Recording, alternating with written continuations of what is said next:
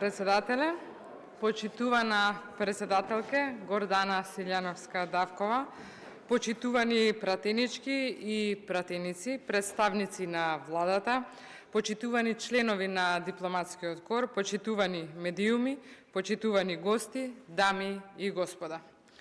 Чест и привилегија е што денес, во пресрет на Меѓународниот ден на жената, имам можност да се обратам на оваа значајна седница посветена на унапредувањето на статусот на жените во нашето општество.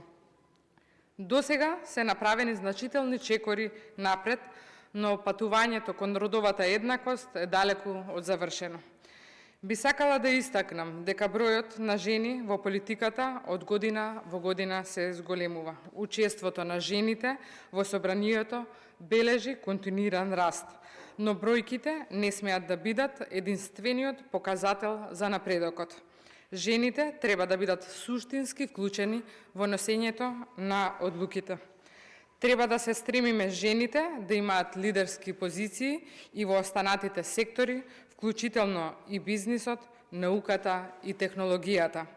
Родовиот паритет во лидерството е критичен фактор за да се осигураме дека политиките и иницијативите што ги спроведуваме ги рефлектираат различните потреби на сите чинители на општеството. Мора да признаеме дека кога на жените им се обезбедуваат можностите, ресурсите и поддршката што ја заслужуваат, влијанието е далеку сежно. Не само во нивните лични животи, туку и во животите на нивните семејства и општеството во целина. Жените во нашата држава не бараат посебни привилегии. Тие бараат фер шанса, еднаков третман и вистински можности да придонесат за општеството. Затоа мора да ги мотивираме и охрабруваме жените да влезат во лидерски улоги и да создадат простор каде нивниот глас ќе е посилен и ќе се почитува. Жените мора да се поддржуваат една со друга преку мрежи и платформи за соработка. Само преку женската солидарност и заедништво ќе ги надминеме стереотипите во општеството. Во иднина да продолжиме да работиме на политичко и институционално зајакнување на жените преку воспоставување на програми за поддршка и менторство и на млади жени во политиката и администрацијата.